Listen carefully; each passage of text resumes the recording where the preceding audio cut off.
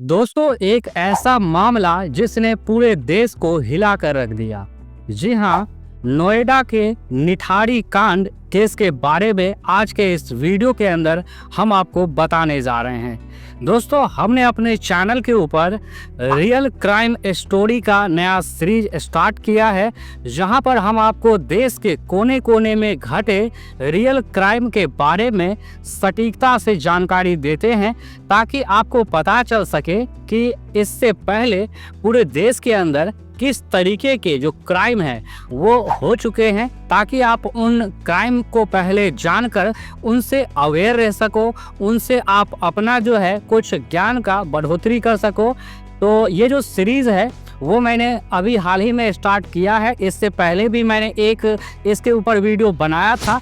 तो ये episode second रहने वाला है, जहां पर हम नोएडा में घटे निठारी कांड केस के बारे में आपको बताएंगे। ये जो केस है दोस्तों 2006 के अंदर सामने आया, सुर्खियों में आया। तो वीडियो को आखिर तक देखते रहिएगा। इस वीडियो के अंदर हम आपको पूरी जानकारी देंगे इस केस के बारे में।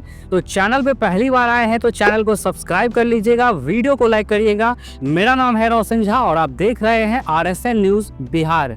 नोएडा में एक आलीशान घर के अंदर जब कटे हुए सिर और कंकाल मिलने शुरू हुए तो पुलिस को भी ये मामला सन्न करके रख दिया, चौंका दिया और पूरे देश को हैरानी में डाल दिया।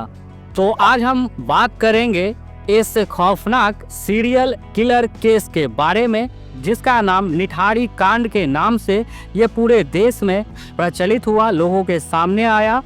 तो इस घटना के अंदर जो अपराधी था, क्या वो पकड़ में आया, क्या उसको फांसी हुई, या फिर अपराधी आज भी जो मास्टरमाइंड है आज भी पूरे देश के अंदर आज़ाद घूम रहा है।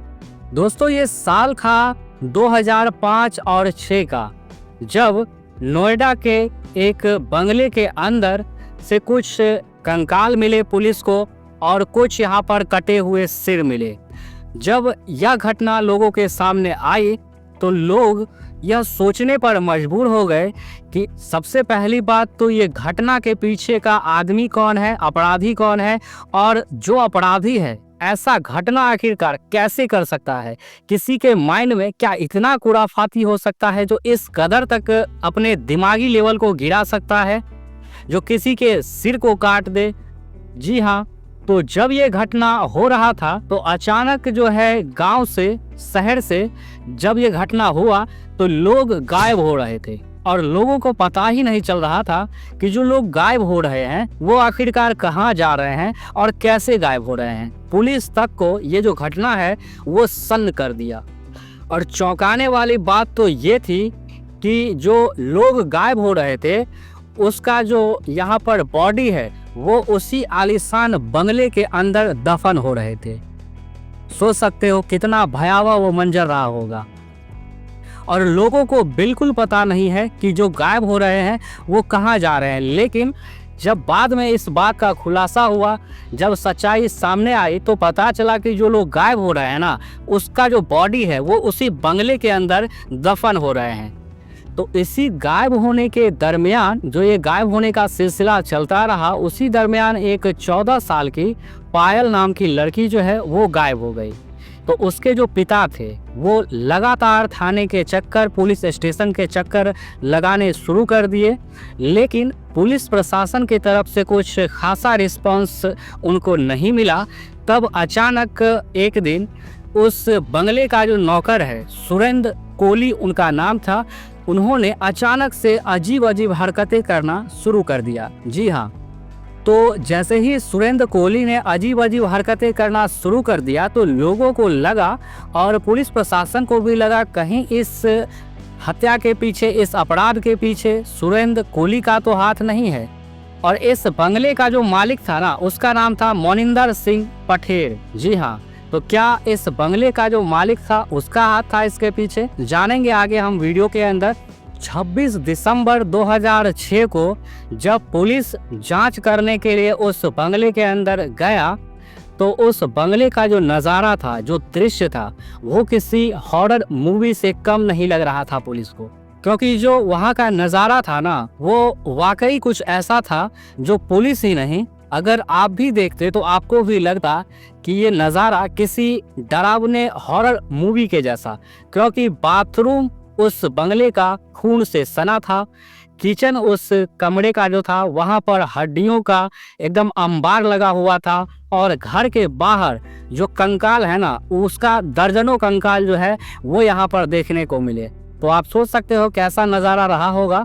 तो जैसा कि मैंने आपको बताया कि इस घटनाक्रम के अंदर जो उस बंगले का नौकर था सुरेंद्र कोहली, वो अचानक से अजीब अजीब हरकतें करना शुरू कर दिया था। तो लोगों को भी शक हुआ कि शायद इस घटना के पीछे इसी का हाथ हो सकता है। तो अचानक से सुरेंद्र कोहली जो है वो एक बहुत बड़ा खुलासा करता है अपने मुंह से कि वो जो है बच्चों का सिर काट करके वो रखता था और उसका सिर वो दोस्तों खाता था। आप सोच सकते हो कि कितना गिरा हुआ वो माइंड का होगा। जो साइको किलर आप नाम सुनते होंगे, तो ठीक उसी तरीके से ये सुरेंद्र कोहली जो है उस घर का नौकर एक साइको किलर बोलो या फिर एक पूरा दिमाग जो है उसका सड़ा हुआ बोलो, इस तरीके का माइंड का था। तो उन्होंने खुद इस बात का खुलासा किया कि बच्चों का सिर काट करके उसके बाद उसे वो खाता था और बाद में उस सिर को उसी बंगले के अंदर दफन कर देता था। तो जब यहाँ पर उस बंगले का जो नौकर था उसको कोर्ट में पेश करवाया गया, क्योंकि उसने खुद ही इस बात का यहाँ पर कबूलनामा दिया, खुद इस बात से कबूला कि जो इस घटना के पीछे का आरोपी है, जो अपराधी है, वो खुद है और क्या क्या कैसे कैसे वो घटना को अंजाम देता था, वो खुद इस बात को मंजूरी दिया अपने मुँह से। तो उससे जब कोर्ट ले जाया गया तो वहाँ पर भी उन्होंने इस बात को कबूला कि इस घटना के पीछे वही है। तो कोर्ट ने उसे 13 जो यहाँ पर आरोप हैं उसमें फांसी की सज़ा सुनाई।